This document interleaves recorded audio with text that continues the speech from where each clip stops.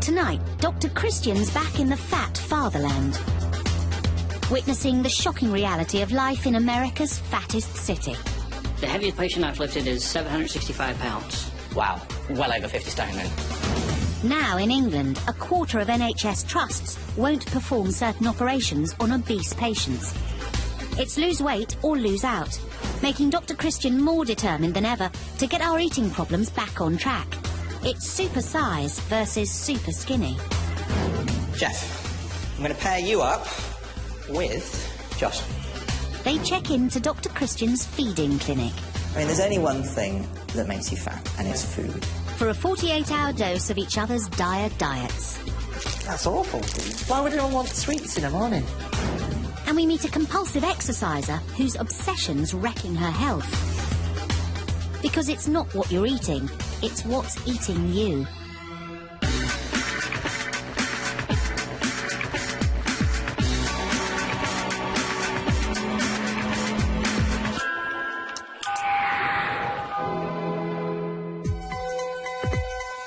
Over the past 30 years, obesity rates have trebled in the UK, with almost half of all men and a third of all women overweight. And if the US is anything to go by, it's a trend which is set to get worse. That's why Dr. Christian has gone stateside, on a mission to find out if he can stem the tide. With a third of the adult population here in Evansville having a BMI of 30 or above, I'm here to find out exactly how this has become America's fattest city, and I hope pick up some lessons to stop what's happening here from happening to us back home. At the Deaconess Hospital in Evansville, he's already seen some of the worst cases, and the staff are feeling the strain. Most hospitals are having to make adjustments for an increasingly overweight population, and here in the Deaconess it's no exception. In fact, they've taken on a team of 6 burly guys to lift their overweight, obese and morbidly obese patients in and out of bed. What's kind of the heaviest patient you've ever lifted, you think? The heaviest male patient I've lifted is 765 pounds. Wow. So that is well over 50 stone then. That's heavy. So you guys are needed, aren't you? Lifting this guy. Okay, we'll be there as soon as we can. The lift team, made up of ex-firefighters and athletic trainers, are in constant demand at the Deaconess. So how many lifts would you get, say, on an average day? We get about an average of around 75 lifts per day. 75? Despite the lift team's muscle power, the size of the patients often requires hydraulic equipment. How heavy can this lift manage, then? What's the maximum? The maximum on this lift is 500 pounds. Out of today's lifts, Larry is one of the lightest. How much do you weigh, Larry? I weigh 265 pounds. Larry's probably about our average. As you can see, that lift team is really needed. Moving people is not easy, and moving ill people who've had surgery or have broken limbs is particularly difficult, and there's no way nurses will be able to cope with that on their own. But Larry, although he's obese, he's definitely not the biggest patient I've seen. They'll come a lot larger than that. It's not long before the team get their next call-out, a severely obese patient with a foot injury. Ready? 1, 2, 3. The patient is morbidly obese, and the lift team have to resort to a lateral patient transfer system. This is a specialised inflatable mattress which allows the team to lift the patient on a cushion of air to slide them onto a cart. If we'd not been available for that particular lift, they would have had to have at least 2 additional nurses, possibly 3, which would have taken them away from their regular duties. Costing $150,000 a year, the lift team doesn't come cheap. But obesity doesn't. In the UK, it costs the NHS an estimated £2.3 billion a year. But the NHS is calling time on its obese patients, with 1 in 4 health trusts barring them from certain treatments. The crisis is already here. So Dr. Christian's enforcing a war on weight at both ends of the scale. Dire diets destroying their health. It's 8 Supersize versus 8 Superskinny. To forego their fatal feeding habits, these extreme eaters will swap diets. And who swaps with who? Dr. Christian decides. So, Jeff, I'm going to pair you up with Josh. Come on. Hey, Josh. Nice to meet you. Nice to meet you, yes. I cannot believe the difference. In Rotherham, that's a toothpick, actually. I wouldn't be able to compare this to anything, really. I know, that's true. That's a table leg, isn't it? Josh's body was obviously markedly different from mine. Normally, if I was at home, I'd be taking the mickey out of him. Coming here, it's a bit of a shock to see some people that are so overweight. Yeah. I don't know much about Jeff's diet yet, but I'm hoping the plate isn't as big as his belly. Jeff lives on an excess of carbs and comfort food, whereas Josh's favourite food choice is sugary sweets. I'm hoping that by bringing these two extremes together, they're going to learn from each other that there is a healthy middle ground. Morning in Rotherham, and it's breakfast time for 49-year-old Jeff Milton. Hello, love, can I have a large piece, please? I can't explain it. I can't explain why I would be this weight with the food I eat. I view it as quite a healthy diet, to be honest. Not too excessive. But the scales disagree, and Jeff weighs in at a mighty 30 stone 12 pounds. My normal lunch would be several sandwiches, probably 4 or 5 slices of bread, maybe 6 sometimes. Jeff loves a loaf, and it doesn't stop at lunch. If there's a period where I'm having to wait for a meal, I'll have just something just to keep me going. But nothing too great, maybe just, a small sandwich. I don't think it is a lot of bread. I think it's just a lot of everything. Because not even a portion of fish, chips and mushy peas is enough to appease Jeff. We'd order the fish and chips or whatever it is, and then I'd get an extra open small sausage, just have that as munching in the car, if I was a bit peckish and I couldn't really wait until we got home. Jeff, however, hasn't always been this big.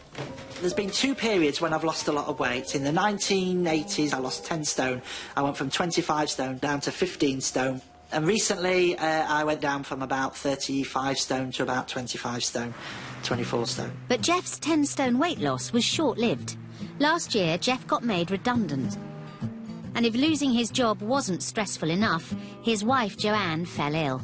About 18 months ago, I got diagnosed with having a brain tumour. I had the operation, and then he fell ill himself. The stress and the upset of it built up, and I ended up in hospital.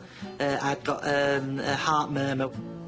Jeff's heart scare and redundancy meant suddenly he was homebound. When I found myself stuck at home for months on end, I went down the path of putting weight on again. I think Jeff's a comfort eater, and I thought, oh, I'll have another slice of bread. I'm really suffering. My knees are killing me all the time now. I don't think they're really designed to have 30-odd stone bearing down on them. I need to lose this weight. But a lot of friends I know, who are a lot smaller than me, who have never had a weight issue, eat twice what I eat. I really don't understand the size that I am. Jeff may be in denial, but super skinny Josh Bryson understands exactly why he's the size he is. Come fly with me, let's fly away. Because this Blackpool cabaret singer may be hungry for fame, but at just 9 stone 10 pounds, he's not so hungry for food. Food bores me. I wish that we could get up in the morning and be able to live without food. OK, this is my fridge. As you can see, there's not much in there. I'd get up in the morning, have a coffee. I'd then move on to lunch, which I'd generally skip. And then my evening meal would consist of some snacks from the vending machine. Josh may skip meals, but he makes up for it in sweets. Sugar is my life. I always need sugar in my diet to keep my energy levels going, and it's just a vicious circle of unhealthy foods. And then once your energy levels drop down, I'm back there eating unhealthy foods again, because it's the only way of escaping the lack of energy that I have. If Josh could have his very own vending machine full of crisps and chocolate, he would. Candy may be convenient, but this crutch is doing nothing for Josh's confidence. I hate my body. I don't like anything about it, really. I've got a pigeon chest, I've got chicken legs. The way he looks does get to him. He is paranoid about it. There's a lot of people that come up to me and say, oh, you're so skinny, or we need to put some pounds on you. They think it's easy for a skinny person to put weight on. I think it's a lot harder than even losing weight. 21 stone between them, these two men are battling food demons at opposite ends of the scale. But before Superskinny takes on Supersize in the feeding clinic, Dr. Christian's sending Jeff stateside for a dose of his terrifying future should he keep piling on the pounds. My name is Alan Yoder. I'm 48 years old and I'm 39 stone. Coming up, Alan's life scares his new British friend. It did strike me that, yes, Jeff, 10 years' time. The diet swap kicks off. You have a standard breakfast. Yes. You're not meant to then have another breakfast. Yeah. And Josh gets a jolt when Dr. Christian dissects his favourite jelly sweets. Gelatin comes from boiled up bits of animals. God, that's disgusting.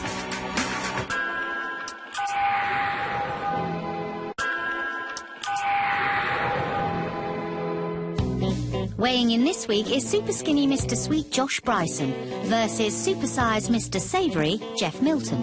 Both in diet disaster zones, they'll face their food fears by swapping diets in our feeding clinic. But before they do, Dr. Christian's prescribed Jeff a supersized wake-up call in America. To meet Texan Alan Yoder. I can't walk to the end of the yard without getting exhausted. I can't stand in the kitchen and cook the meal. You're sitting on the porcelain throne and you're so big that you have to try 4 times as hard as a normal person just to get yourself clean.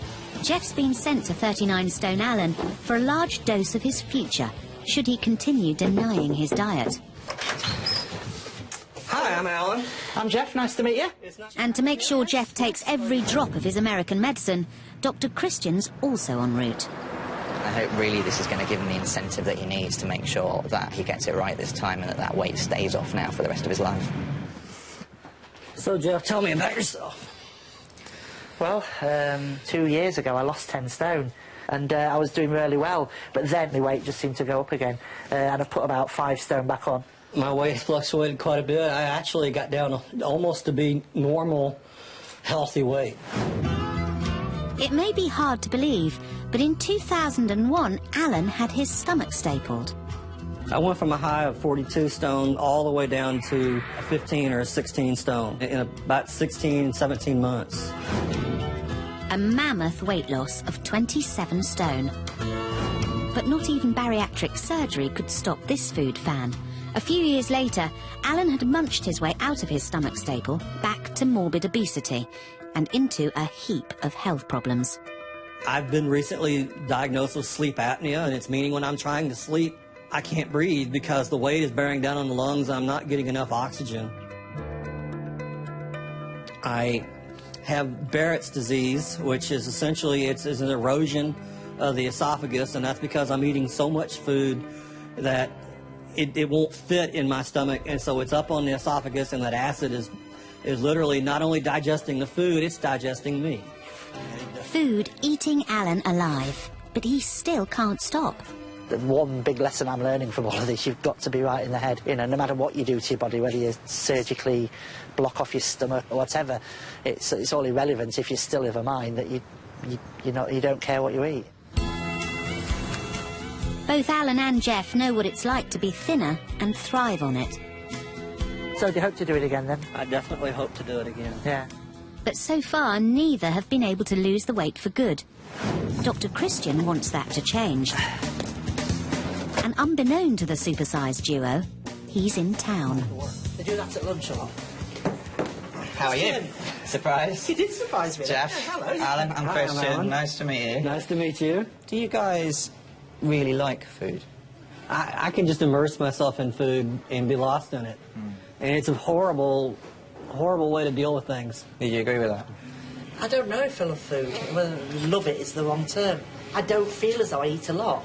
Honestly. I think a very common thing for overweight people is this idea. A lot of them say, I'm not really sure why I've put on so much weight. I don't understand why I'm so big. I eat fine, I eat healthily, I don't eat too much. Because I think there is a big element of denial. You see, I'm kind of the opinion if you were to look in the encyclopedia under denial, you'd have my picture next to it.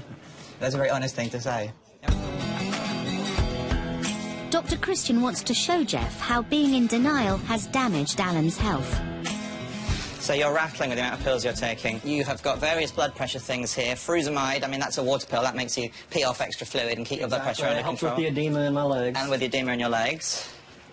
Jeff, have a look at this. If I just push hard on here for a while, and then let go, oh, you've just got a nice fingerprint in there that's going to stay there for a little while. And what I've done is just pushed all the fluid out of the tissues. It's a matter of gravity. You know, you're standing up, the fluid's down there, your heart's got to pump that up. And since it's already pumping through all the rest of this, it just can't do a good job of getting it out of your legs, and so you get this. And eventually, in bad cases, the skin will start to break down and you'll start to get ulcers that don't really heal very well, and they, you know, they can get infected. You get the infection, you end up losing the whole leg. If Alan doesn't sort his way out, I'm really concerned he's going to run into big trouble. His heart is already struggling to pump his blood around his body. All the swelling in his legs, the edema, the blood pressure problems, all of those are showing that his heart is basically failing, and he's in line for a heart attack or a stroke or something worse. Only 8 stone behind Alan and catching up quickly, Dr. Christian's hoping Jeff has now seen enough. See, it has been challenging, and there's been that constant nagging thought in my head that, you know, I'm not too far behind him on the route. And I want you to acknowledge that bit, because I think it's very easy to go, America, another world, another country, big person, not me, you know, and actually it is very, very much your future if you don't change this. Jeff's time in Texas is up. My biggest fear for Jeff is, will he kind of, like I do, hide in his little cocoon and say it's not that bad, and let the problem get worse? I've experienced some thought-provoking stuff on the trip. It's hammered home the fact that there needs to be changes, yeah. It was good for both of us. Sometimes the best medicine doesn't taste good. And there's more to come, because back in the UK, the feeding clinic is ready and waiting for Supersize and Superskinny. Dr. Christian's hoping the shock of seeing each other consume their dreadful diets will spur Jeff and Josh into changing their weight ways. The 2-day diet swap starts here. At 6'1", food dodger Josh weighs just 9 stone 10 pounds and is 2 stone under his ideal weight. His sugary diet lacks vital vitamins and nutrients, which can lead to a weak immune system and osteoporosis in later life. Looking at your food diary, you drink very little water and you have no fibre going in. Are you constipated? Yes, I am at the moment. You are at the moment? I haven't been for like nearly 2 weeks. I'm really not surprised that you're constipated, because it's the fibre from fruit and vegetables that helps sort of bulk your poo up and help get it all moving along your gut. Sorry. You can laugh, but you're going to be really bunged up, and it's only going to get worse as you get older. Eating on average 4 loaves of fibre-filled bread a week, one would assume Jeff has no toilet trouble. But all those butty breaks make him a colossal 17 stone overweight, putting him at risk of a heart attack, stroke and type 2 diabetes. So where do you think you're going wrong currently with your diet? Oh, if I knew that answer, I suppose I'd have the secret to stop all this, but... I mean, there's only one thing that makes you fat, and it's food. I'm just going to read out from your food diary the times during the day when you ate. Yeah. OK, listen to this. 7:30 in the morning. Yeah. 9 o'clock. Yeah. 11:45. 12 o'clock. 12:30. Yeah. 12:45. Yeah. 6:30. 7. 11. Yeah. Midnight. Yeah, yeah. OK? So you are definitely constantly grazing. There's stuff going in all the time, so you are definitely overeating in ways that I think you're not realising. Yeah, I can't argue with the fact that I'm definitely overeating somewhere. At 30 stone 12 pounds, we've calculated Jeff's consuming 4,464 calories a day, 1,000 of which are just on snacks, nearly Josh's entire intake of 1,300 calories a day. It's time Supersize and Superskinny swap diets. And Jeff's day starts off reasonably well. A big bowl of cereal with semi-skim milk versus nothing. Unfortunately for you, I don't eat breakfast. Don't you? No. I don't really like food that much. Don't you? No. Would you say that you overeat? Well, obviously, looking at the size of my trousers, I do. I'd be daft if I said I didn't. But I don't view that I eat excessively. He seems to be telling me that he just eats 3 times a day, where I don't actually believe him, because I don't think he'd be able to be that big if he was to eat like a normal person. So you play with it a lot, don't you? It just seems to be a never-ending bowl of cornflakes. Josh gets there in the end. But breakfast isn't over yet. Sometimes when my wife comes in later, I'll do a breakfast for a little bacon sandwich. Little? Buns one each. Well, little, yeah. I'm a bit speechless. And it smells. It's mainly for the wife, but I'll join in because it'd be rude not to. So enjoy, tuck in. But after that big bowl of cereal just an hour before, Josh is finding it tough tucking in. You have a standard breakfast, yes, which is a bowl of cornflakes, and you're not meant to then go and have another breakfast. Yeah, well, as I said, I wouldn't do it every day. This is not a daily thing. I do like them. I like the taste of a bacon sandwich. Bacon and egg, bacon and tomato. Bacon, egg and tomato. His eyes were piercing. It was like he was taking it out of my hand with his eyes. What's your egg? What's your egg? Oh, that's it. Well done, keep it up. Jeff on empty, Josh on full. Will there be any let-up at lunch? There you go, Josh. A nice sandwich for your dinner. There you go. No respite for Josh. It's not as big as my arm. And for Jeff... I'm afraid I don't usually have lunch, so that's why you've got nothing. Oh, well, bloody hell. It's little wonder you're thin, then. And despite Josh's best efforts with Jeff's bread-based diet, he's missing his sweet fix. I actually feel really tired. Like, it's just maybe... I don't know, I just need some sugar. It's no wonder Josh has crashed and burned, because when he does eat, it's sugar all the way. I would say it's quite possible that I am addicted to sugar. If I don't get my fix, I feel like a zombie. Josh eats almost 3 times the recommended amount of sugar every day. To help wean him off his candy crutch, Dr. Christian's going to show Josh exactly what goes into his favourite fix and what these sugary sweets are doing to his body. I'm going to spoon out roughly the amount of sugar that you get through in a week from sweets only. How many of these teaspoons do you think it's going to be? 10. About 10. 113 teaspoons of sugar. No way. 29% of Josh's measly daily calories come from sugar alone, over double the 11% guideline. What else do you think's in sweets? Gelatine? I'm making some gelatin over here for you. Oh, God. Sorry, it doesn't smell very nice. Gelatin comes from boiled up bits of animals' skin, connective tissue, God, that's disgusting. bones, bits of intestine, to help stick those yummy jelly sweets all together. How are you feeling now looking at this? I feel really sick. And finally, a few last ingredients to give the sweets that enticing, glossy finish. Lots and lots and lots of oil. And then, can't leave the wax. Exactly the same stuff that you find in carbonic polish. So we're going to put a load of that in. And also beeswax. So I'm just going to scrape you some nice beeswax shavings into there. Trying to give that a good final mix. I'll tell you what the weird thing is. What? I can actually smell the sweets coming from there. Because that is exactly what they're made out of. Quite horrific, isn't it? Just a bit. With Josh suitably disgusted, it's time to get to the heart of the matter. This actually is a reasonably healthy heart. A bit of fat around the heart is fine, is normal. What's the difference with this one? It just looks covered in fat. The problem with very high sugary diets is that actually it increases the levels of blood fat inside you. And that fat is very high risk for developing diseases. So just because you say that you are skinny doesn't mean your organs aren't all enveloped in internal fat, and it doesn't mean that you're not at risk of developing heart disease and diabetes through your diet. That I expected that because I was young and because I was skinny, I was immune to all the major illnesses, but obviously not. I'm really shocked. I couldn't ever go near one of them again. It's not nice.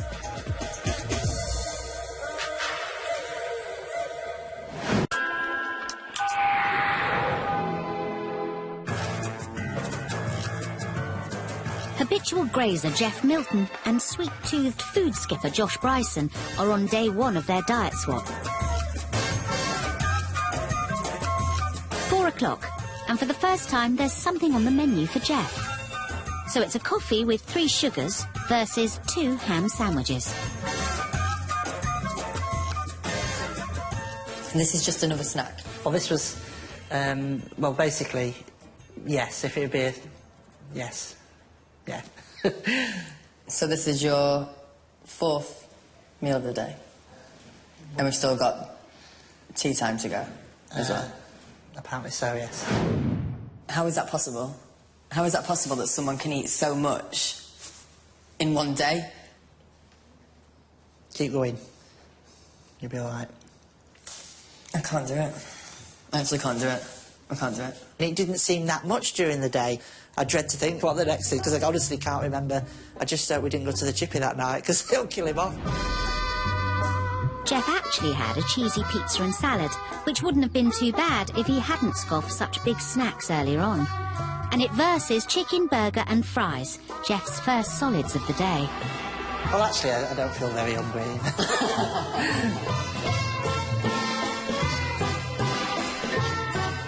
Oh, yeah, finally eating, so I do feel a bit better now. I just took away that gnawing hunger, which was sort of irritating me. And at 9 o'clock, Jeff gets a taste of Josh's sweet tooth. But how's Josh feeling after 5 meals in one day? I think I've definitely surprised myself today at the amount I've eaten. I haven't had that up and down of when I had my sugar intake. I haven't been up 1 minute and then crashing down and having to top it back up today. So I'm pretty proud of myself. Josh may be patting himself on the back. But day 1 isn't over yet. Josh, you awake? I've got a bowl of cornflakes for you. Are you joking? No. There you go. It's only a small bowl, it's not on the normal large size, but it's just a bowl of cornflakes. It's 1 o'clock in the morning. Right, I'm just going to get it done with.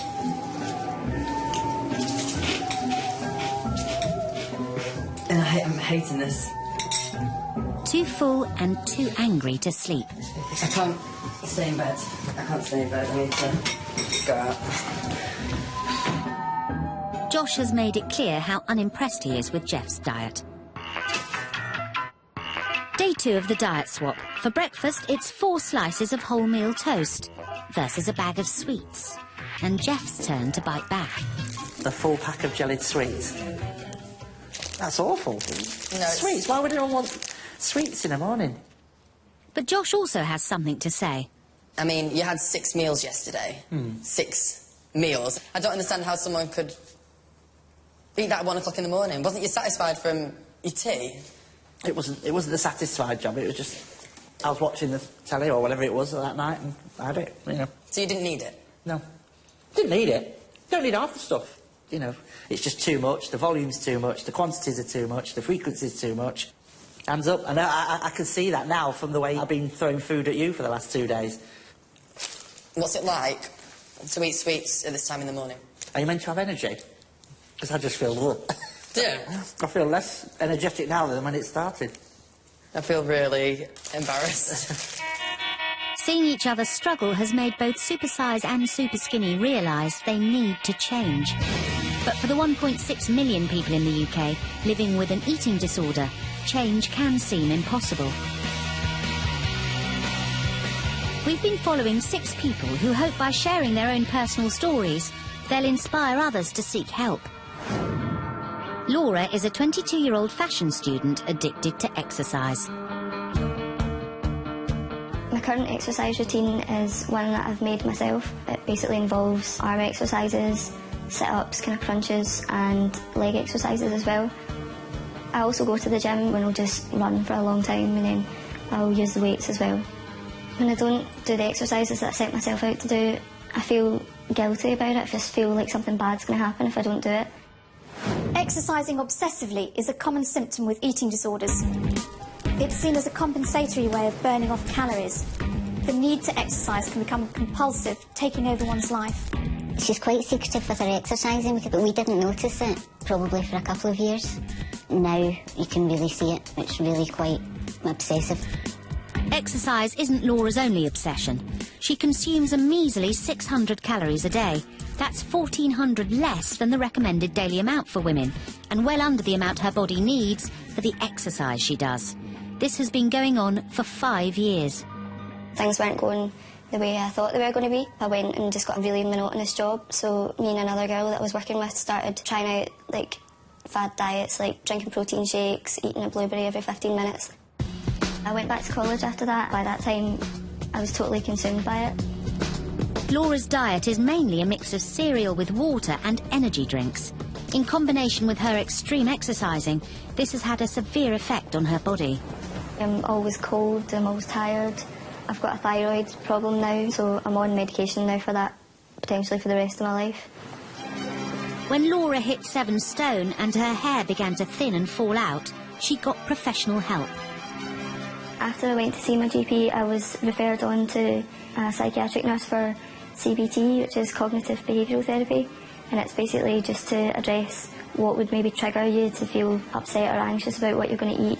I'm proud of her for what she is doing, just trying hard and trying to get better, and that's the main thing.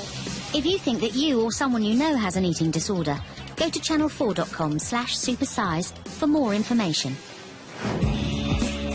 Back at the feeding clinic, it's the Last Supper, and a porker portion of shepherd's pie and peas versus pepperoni pizza. Wow, our last meal.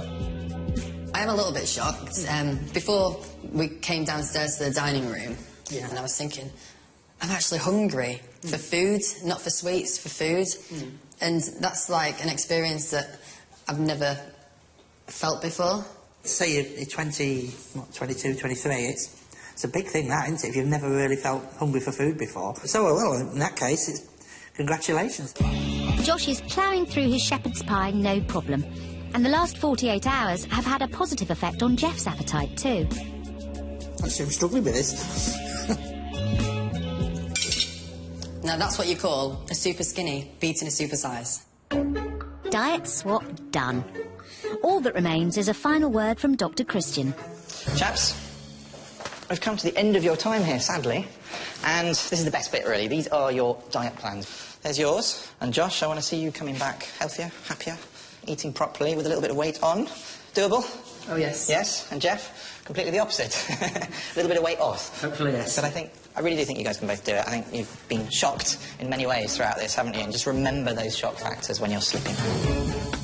Jeff will be on 2,500 calories a day, with portion sizes, fatty foods, bread and meat significantly reduced. It's a change in lifestyle, not a diet, ensuring the weight comes off and stays off. And Josh will be on 3,000 calories a day. He needs to eat regularly and replace sweets with slow-releasing energy foods, like wholemeal bread, breakfast cereals, pasta, rice, fruit and veg. My attitude has changed towards the way I look at food. I can honestly say, hand on heart, I will never ever go near a sweet again. I think it's finally hit home that the amount of food that I eat is putting on the pounds, so I've got to now get it off once and for all. Well, it's been nice meeting you. You too, that's it. In a couple of months. There you go. Take care. Cheers. No worries. Bye. Dr. Christian will be catching up on their progress later. In his fight to change the UK's increasingly dire food habits, Dr. Christian's been looking to America for a snapshot of our own future. I'm in the epicentre of the US obesity crisis, Evansville, Indiana, officially America's fattest city, to investigate why Americans are getting bigger and bigger, and to find out what we in the UK can learn from where America has gone so very wrong. Worryingly, in the US, over 12 million children and adolescents are obese. And in England, a third of kids aged 11 to 15 are now overweight or obese. So to help us get to grips with the issue, Dr. Christian's visiting the Family Centre at the Deaconess Hospital, who offer advice to overweight children and their families. Desiree, you weigh 118.2 pounds today. Is that good or not so good? It's getting better. Well, it's actually up 6 pounds from last time you were here in November. Being overweight when young significantly increases the risk of developing type 2 diabetes, asthma and high blood pressure. But the responsibility for change doesn't just lie with the children. Why are you finding this so hard, do you think? It's just changing, period. It can be hard. She does the same thing that I do. That's how much sugar drinks she drinks. Oh, how many sugary drinks do you drink? Come on then, tell us. Probably about 6 a day. Really? Full fat sugary drinks? The trouble is, what you do is what your kids are going to see, and they're going to follow suit, because they're going to think, well, if Mum does it, that must be all right, aren't they? So it's really important that you change as well for your kids. Would you agree? Yeah. It's really hard, though. Staff at the Family Centre aren't the only ones trying to combat the obesity epidemic at grassroots level. Across town, Sadia Brim runs the Pirouette Project. So tell me a little bit about this initiative. We came to this school and we started this after-school program with movement and nutrition and ballet. How's it been received? Has it been hard work or not at all? At first it was tough getting kids interested, but now that it's picked up, we have a waiting list. The first part of the class focuses on nutrition. What does it look like we're going to eat? Pineapple. If I buy a pineapple and I buy a bag of cookies, and they're both pretty sweet, right? Should I get cookies or should I get pineapple? Pineapple! Yes. The kids are learning what's healthy for them, but for some, old habits die hard. My favorite food is at this restaurant, and it's called a Happy Meal. I know what a Happy Meal is, and I know which restaurant that is too. Yet by exposing them to the right foods, they're beginning to embrace a change. Is that good? Yeah, is it sweet? Nice. And post-healthy snack, it's time for an entire hour of pliés and pirouettes. And 5, 6, 7, 8.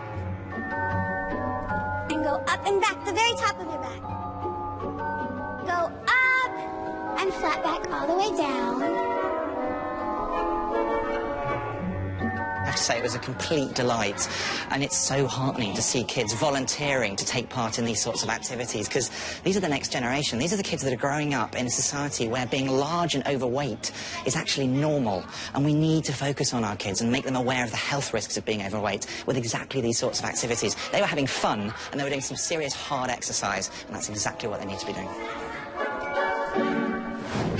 Coming up, Jeff and Josh are reunited for their weigh-in, and Dr. Christian reveals the results. I'm afraid you've come just short.